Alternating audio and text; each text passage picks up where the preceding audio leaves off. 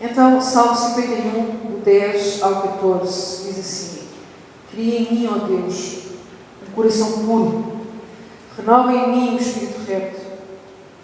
Não me lances fora da tua presença e não retires de mim o teu Espírito Santo.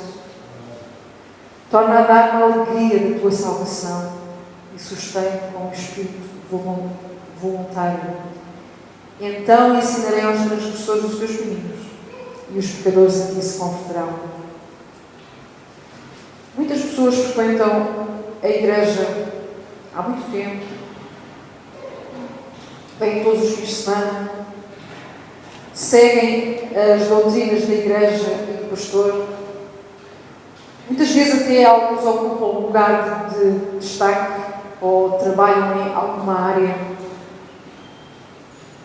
Mas eles não conhecem verdadeiramente a essência do Evangelho. Embora sigam as leis da Bíblia, não as compreendem muito bem, nem conhecem o significado do Evangelho. Se lhes perguntássemos qual é a diferença entre crentes e convertidos, eles diriam, mas não é a mesma coisa. Já vamos ver qual é a diferença. Vamos abrir, por favor, em Mateus 13, 36 ao 44.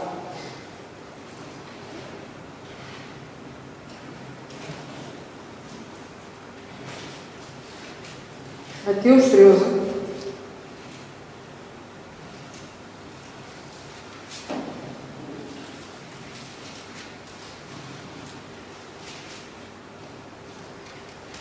Do 36 ao 44.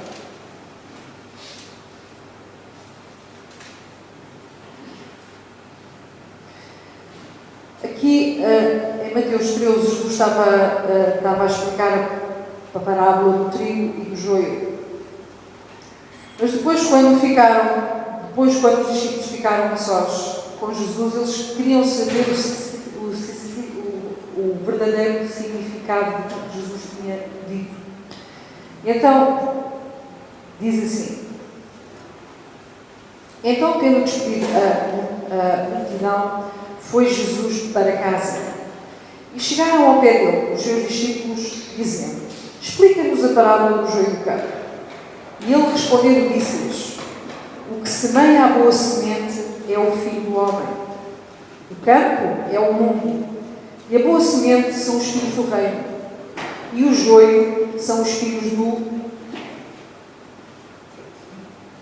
maligno. O inimigo que semeou é o diabo, e a ceifa é o fim do mundo, e os ceifeiros são os anjos. Assim como o joio é colhido e queimado no fogo, assim será na consumação deste mundo. Mandará o Filho do homem os seus anjos, e eles colherão no seu reino tudo o que causa escândalo e os que cometem iniquidade. E lançá-los-á na fornalha de fogo, ali haverá pranto e ranger de dentes. Então os justos resplandecerão como o sol no reino de seu Pai. Quem tem ouvidos para ouvir, ouça. Eu fui ver à internet qual era o significado de trigo e de joio. Embora soubesse o que é, mas queria, digamos assim, ver o que é que eles diziam. Então, o trigo diz que é plantado em todo o mundo e, globalmente, é a segunda maior cultura de cereais, a seguir ao milho. O terceiro é o arroz. O grão de trigo é alimento básico usado para fazer farinha, com este pão, entre outros alimentos. O joio.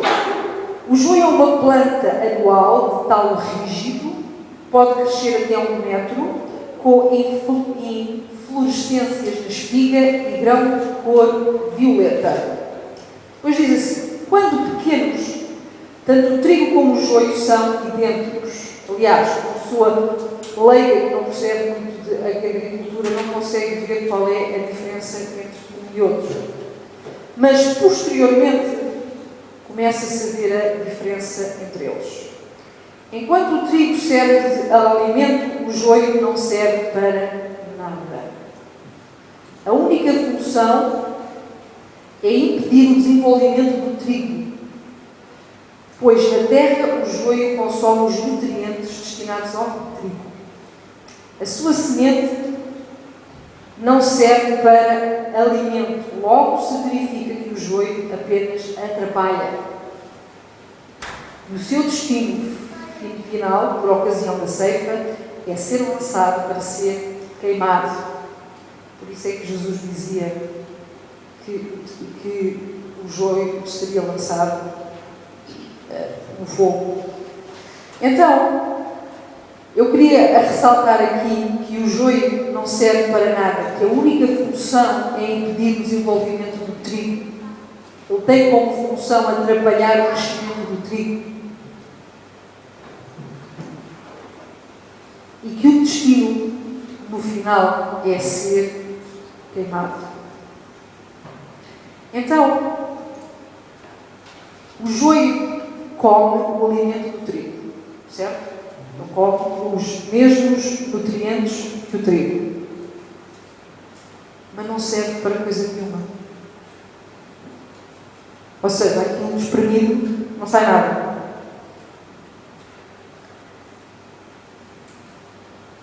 O que é que o joio provoca numa igreja? Divisão. Certo?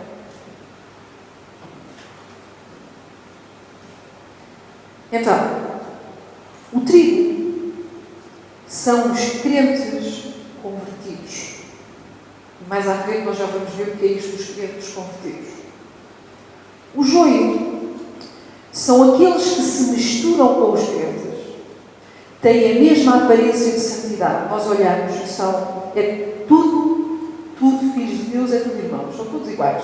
Ok?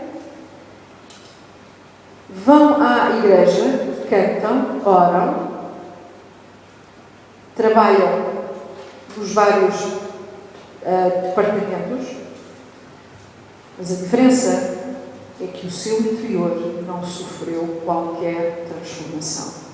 Amém. Tal como o joio, planta, que é parecido com o trigo,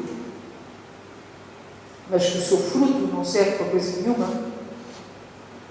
A única coisa que ele serve é para tirar o alimento do outro e atrapalhar o crescimento do outro.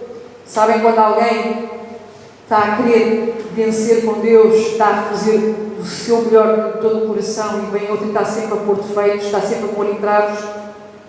Está aqui, está a impedir o crescimento do crente convertido. Assim é o joio.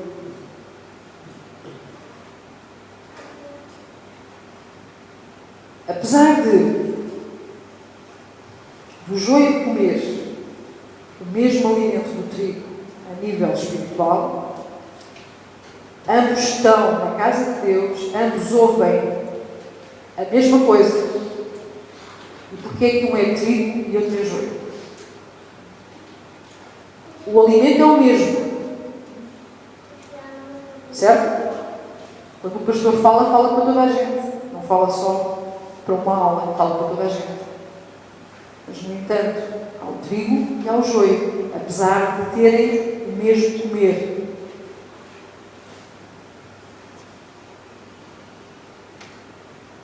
Mas, na realidade, se nós formos ver, houve uma transformação no joio dentro da igreja. Só que foi uma transformação externa. Por isso é que se parecem todos filhos de Deus. Por isso é que não se consegue diferenciar às vezes quem é que é trigo e quem é que é joio. Na realidade, só Deus é que consegue ver isso. Profundamente.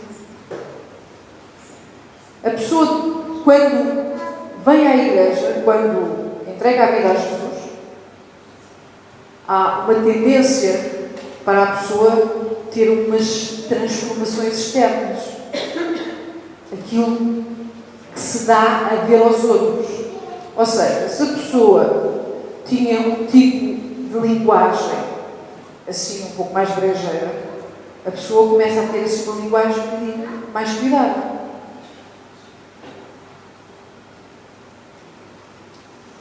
Se a pessoa tinha o vício de fumar, deixa de fumar, pelo menos à vista.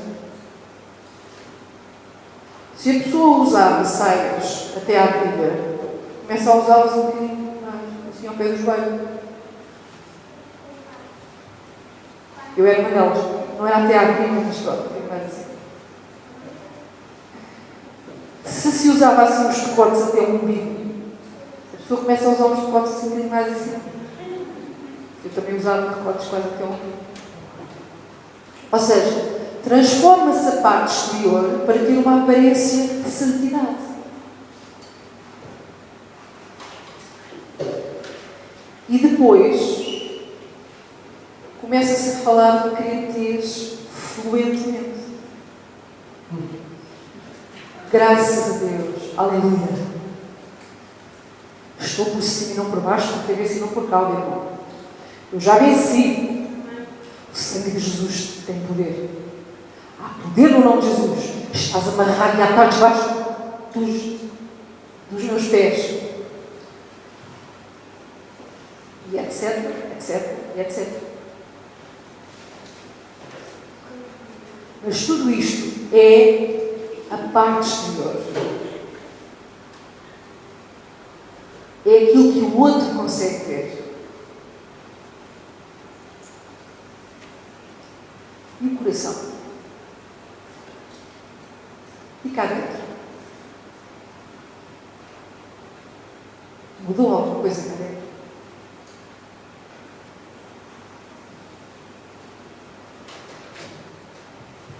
Se nós entregamos a vida a Jesus, se mudamos a forma de estar, de vestir, de dizer as coisas só para que os outros vejam que realmente nós agora somos crentes. Mas no nosso coração, na nossa maneira de pensar, e quando estamos longe dos irmãos, se continuamos a ser as mesmas pessoas que éramos, então nós não nascemos de novo. Estão a entender?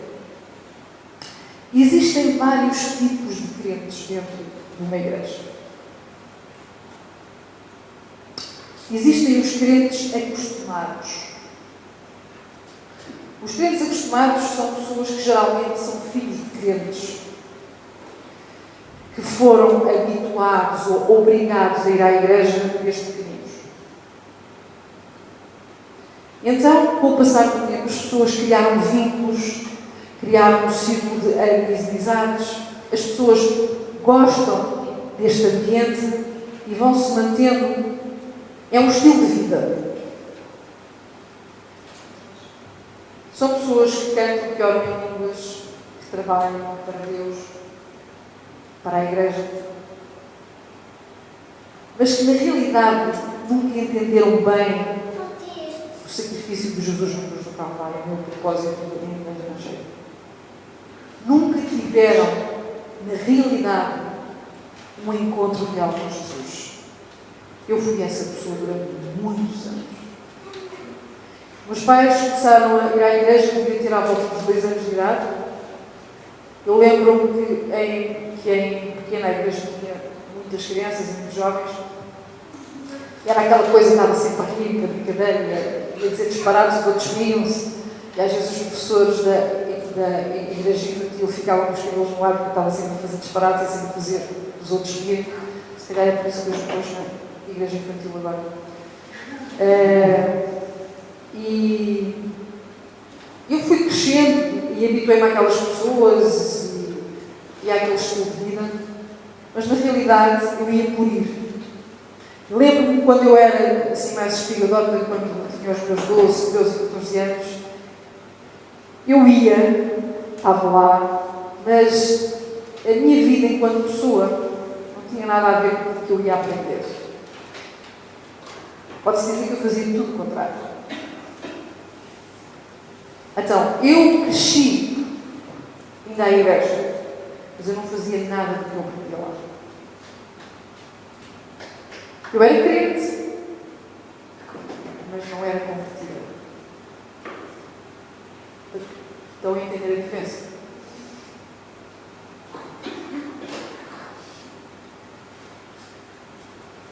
Nós podemos frequentar a casa de uma pessoa muitas vezes, mas isso não faz de nós um membro da família. Nós somos um membro da família quando temos o mesmo tipo de sangue. Nós fomos lavados pelo sangue de Jesus Cristo. Nós somos daquela família quando nascemos nessa família. E o que nos torna filhos de Deus é quando nós nascemos de novo. Se nós não nascemos de novo, nós somos frequentadores da casa de Deus, mas não somos família de Deus. Há uma diferença entre frequentar e pertencer.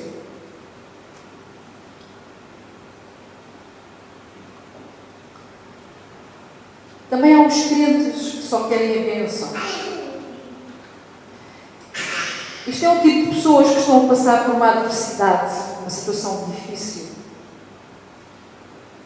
Já tentaram várias coisas e esta é mais uma que eles estão a ver o que é que dá. Alguém já conheceu pessoas assim? Alguns até fazem um negócio com Deus. Eu vou lá, se Deus me fizer isto, então depois eu dou-lhe aquilo, ou faço isto ou faço aquilo. São pessoas que chegam à igreja à procura de um milagre. Para já, o melhor era que fosse agora. Mas não querem ter compromissos com Deus.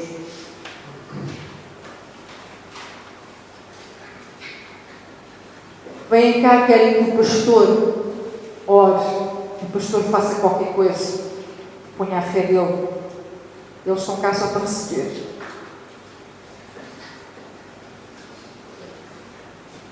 São pessoas que querem a bênção, mas não querem ter um compromisso com Deus nem com a igreja. Porque querem continuar a viver a vida como vivem. E vir à igreja quando lhes apetecer. É por isso que nós vemos muita gente a entrar e a sair.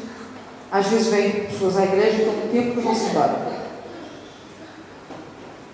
Depois de vez em quando voltam, de vez em quando vão embora. São pessoas que ainda não nasceram de novo. Vocês conseguem ficar muito tempo sem ver uma pessoa que vocês amam? Eles não amam a Deus. Senão não conseguem passar muito tempo sem estar na casa dele. Eles só vêm porque precisam de uma palavra amiga. Precisam que Deus lhes dê um emprego, lhes resolva uma situação qualquer. É como quem vai à bruxa. Hoje em dia as pessoas fazem com a igreja a mesma coisa que as pessoas que vão à bruxa fazem. Vão lá para pedir um favor.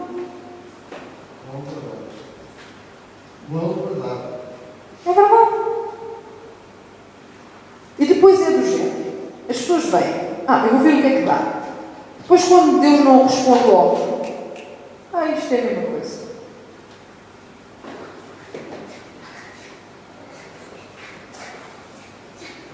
Jesus morreu na cruz do Calvário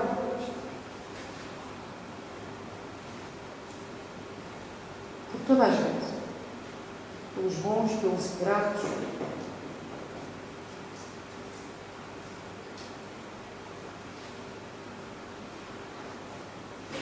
Será que nós não temos que amar alguém que deu a vida por cada um de nós? Será que nós não devemos a nossa vida? Quando devemos a nossa vida, devemos dar o melhor a alguém que já deu o melhor de ti?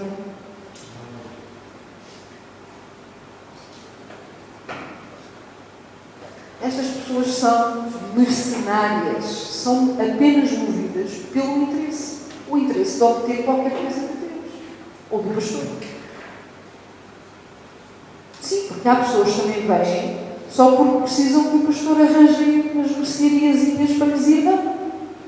Quando já não precisam, aliás, nem dizem adeus, aí não aparecem mais.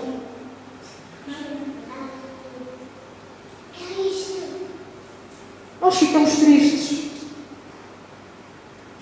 porque nós vemos as pessoas a irem embora e para melhor que elas vão embora.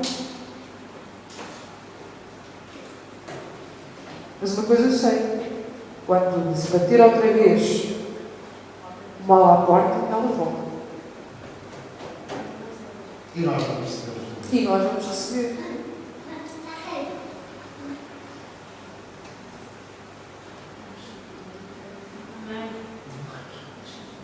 Depois temos os crentes juízes. São pessoas que se colocam no lugar de Deus. São os todos poderosos, os sábios, os entendidos, que passam a vida a julgar e a analisar a vida dos outros. São pessoas que seguem as doutrinas do Evangelho à risca, são criteriosos em tudo aquilo que não se pode fazer, com tudo aquilo que é pecado, mas esquecem-se que o maior mandamento de todos é o amor. São pessoas sem misericórdia com os outros e que se julgam tão santos ao ponto de serem intolerantes com os erros dos outros. Eu também era assim. Eu tinha a distinta lata de ir à igreja por ir. Dizia sempre. Cada vez que eu via alguma coisa que sempre que os meus olhos também estavam sempre que era mal, não é? E eu era a primeira a apontar o dedo. Mas o engraçado é que eu fazia coisas piores. Mas era eu. Eu posso. O outro não.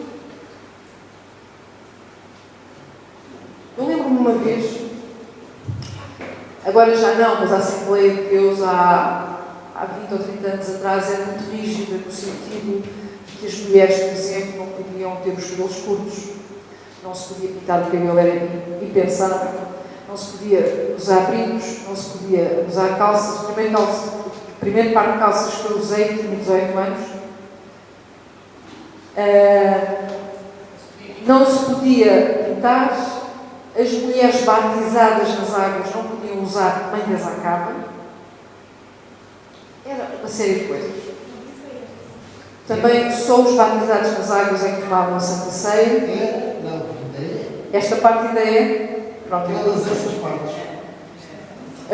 Da roupa e. Existem ministérios assim. Sim, eu sei que ainda existem alguns assim, mas a grande maioria deles, e por exemplo, a igreja que eu frequentei durante 18 anos, não, já está muito mais geral. Mas houve um dia, nós tínhamos um passeio todos os anos, e normalmente ia toda a gente. Iam as crianças, iam os adultos, e nós íamos para um sítio qualquer, às vezes íamos para o meio de Montachique, passávamos o dia todo lá e almoçávamos lá. E então, como vocês sabem, é um dia para fazer jogos, claro que fazíamos também uma reunião, mas era um dia em que fazíamos jogos, nos divertíamos imenso. E eu lembro-me que a minha irmã Berta, ela era professora da escola dominical e apareceu lá para irmos para a excursão e ia com umas calças para treino. Eram umas calças para treino.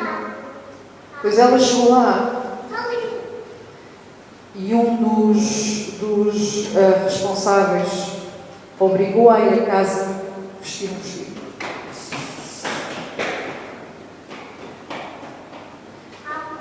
Ela não pôde ir de calças de fato treino. Teve que ir a casa mudar as calças e pôr o vestido. Eu estou a contar isto aqui.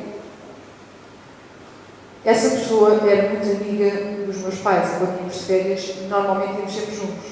Íamos de férias acampar, um mês, às vezes 2. E ficávamos sempre juntos, as tendas estavam juntas. Durante vários anos, nós conhecíamos muitíssimo bem.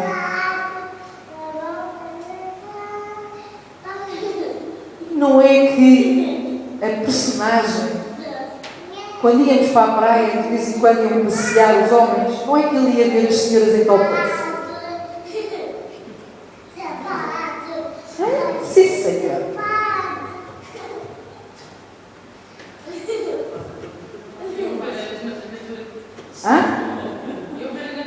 E ouvir a natureza, exatamente.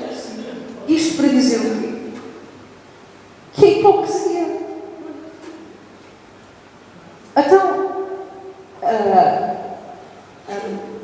moça, eu não sei quantos anos é que a Beta tinha na altura, mas devia ter uns 12 ou 13, uma coisa do género. Talvez 14, não sei. Não podia ir com umas calças para a treino. Mas o senhor podia ir para a praia que é para ver os senhores em complexo.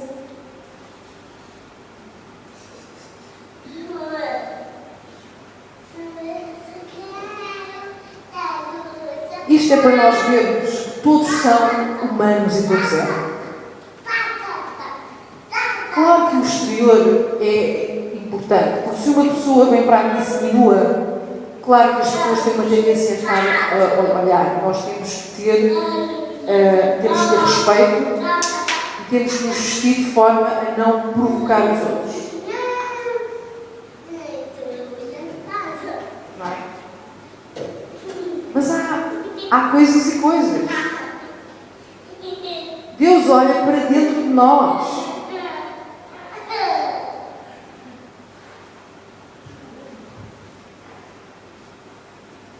Vamos ver o que é que Deus acha disto. Em Romanos 2,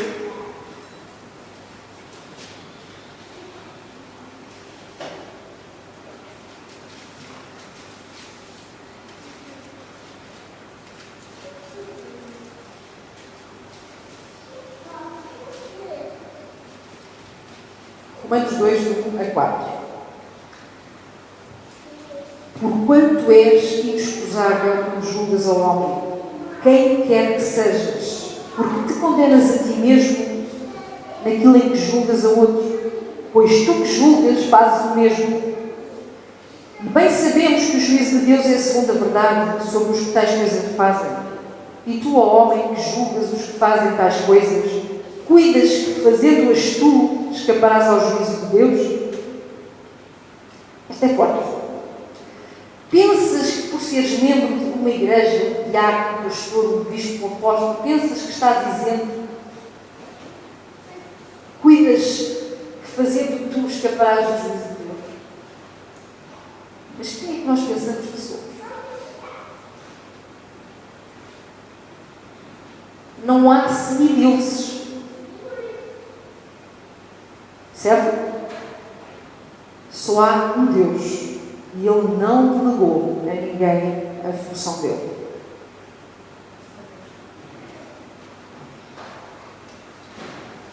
Ele é que irá julgar toda a carne, toda, ninguém ficará isento. Não há regalias para alguns só porque são mais poderosos, só porque têm cargos, só porque têm dinheiro. Não há cunhas. Não há.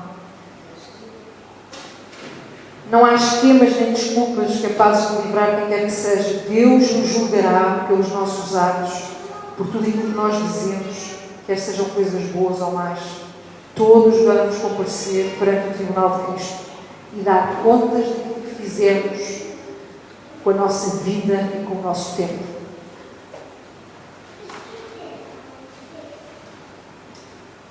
O tempo. Depois há os crentes que só querem a glória.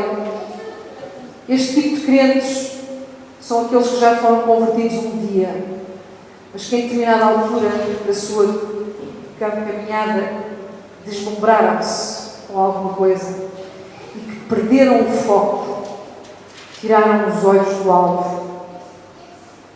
É aquele crente que parou de dar glória a Deus para viver a sua própria glória, o seu momento, para prestar culto a si próprio, ao grande talento que tem. São pessoas que vivem determinadas a alcançar o seu objetivo de vida, que é ser ou pastor, ou pregador, ou missionário, ou cantor, a todo custo e a qualquer preço. Também há. São pessoas que usam o Evangelho apenas para a sua realização pessoal, porque querem visibilidade. Querem ser vistos, querem ser aceitos, querem ser adorados pelas massas. Olhem para mim, sou fantástica, tenho um dom espetacular. Ninguém é como eu. Samaritanas. No mínimo.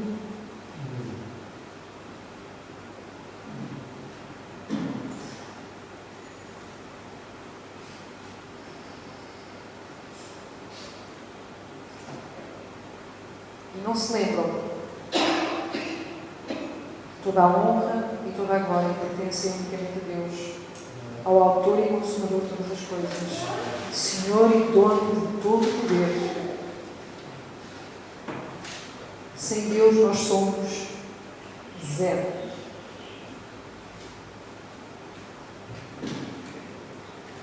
As nossas melhores obras são como trapos de imundícia.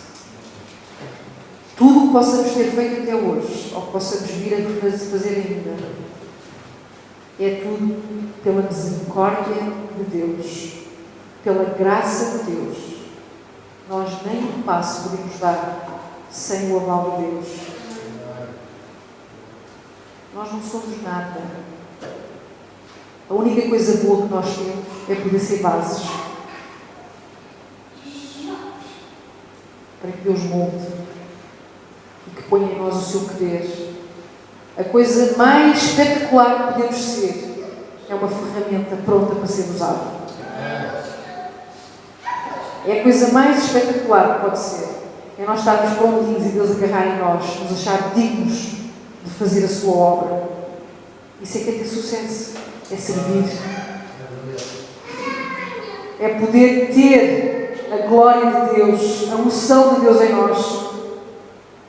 Há uma pastora que eu ouvi esta semana que dizia: ter sucesso é ter filhos cheios do Espírito Santo. Isso é que é ter sucesso. Porque os filhos imitam os pais. Se os filhos estão cheios, como é que estão os pais?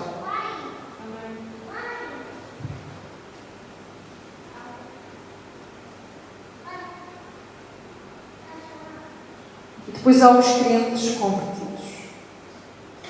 São aqueles que verdadeiramente nasceram de novo, que amam a Deus acima de tudo, que servem a Deus quando estão na bênção e louvam a Deus quando estão em provação.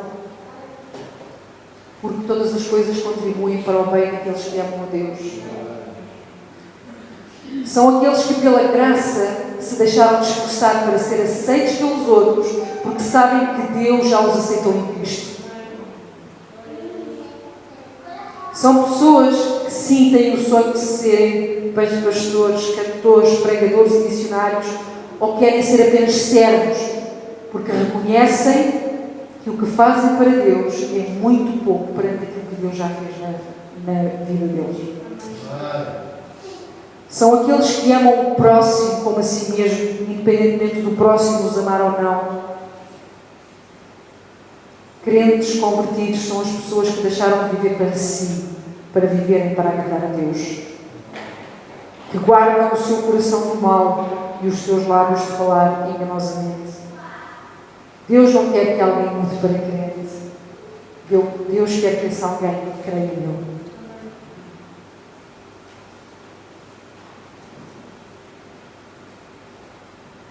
E que diga também, como está escrito em Gálatas 2:20, já estou crucificado com Cristo e vivo não mais eu, mas Cristo vive em mim. E a vida que agora vivo na carne, vivo na fé do Filho de Deus, o qual me amou e se entregou a si mesmo por mim. Será que podemos dizer o mesmo? Será que já aceitámos a vida de Cristo? Em Romanos 10, 8 a 10 diz assim: mas que diz, a palavra está junto de ti na tua boca e no teu coração. Esta é a palavra da fé que pregamos, a saber, se com a tua boca confessares o Senhor Jesus e em teu coração creres que Deus o ressuscitou dos mortos, serás salvo. Eu vou pedir aos irmãos para ficarem de pé.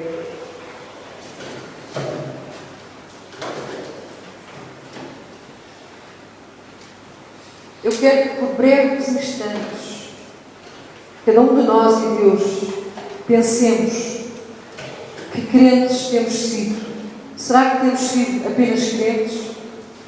Ou temos sido crentes convertidos?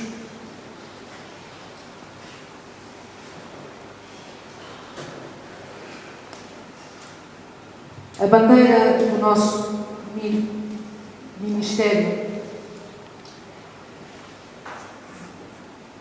é unidade, amor, santidade, humildade, mansidão. Será que temos vivido em cada um destes itens? Cada um de nós e Deus agora, só por breves instantes,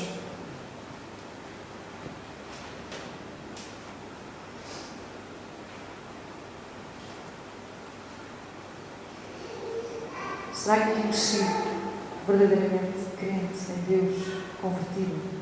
As minhas atitudes mudaram mesmo? Quando eu estou sozinha, quando mais ninguém me está a ver, aquilo que eu faço ao domingo, aquilo que eu faço ao pé dos outros, é aquilo que eu realmente sinto, é aquilo que eu faço quando estou ao pé de pessoas estranhas.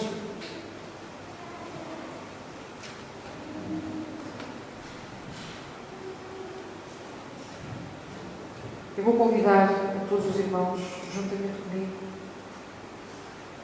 a reforçarmos a nossa decisão que um dia tomámos de entregar a nossa vida a Jesus. Vamos dizer assim: ó Deus, eu abro o meu coração para Ti. Eu acredito que Jesus Cristo é o Filho de Deus, que morreu por mim na cruz e derramou todo o seu sangue para me salvar. Perdoa os meus pecados. Tudo aquilo que eu tenha feito, Senhor, consciente ou inconscientemente. Perdoa-me por todas as vezes que eu não me esforcei para ser melhor, para cumprir os Teus mandamentos. Guia a minha vida a partir deste momento. Senhor, eu não quero ser mais a mesma. Eu não quero mais ter atitudes contrárias à Tua vontade. Eu não quero ser joio, eu quero ser trigo. Eu quero ser um trigo viçoso, que vive para Te honrar, para Te amar, para Te engrandecer com todo o meu ser. Jesus, quero agradecer-Te por me receberes agora mesmo. Eu Te recebo, Senhor, no meu coração, como meu Senhor e Salvador. E obrigado por me receberes como filha.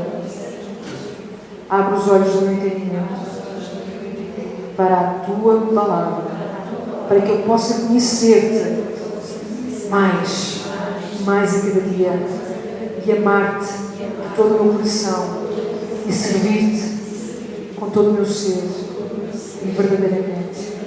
Obrigada, Jesus, porque estás comigo no meu coração. Amém.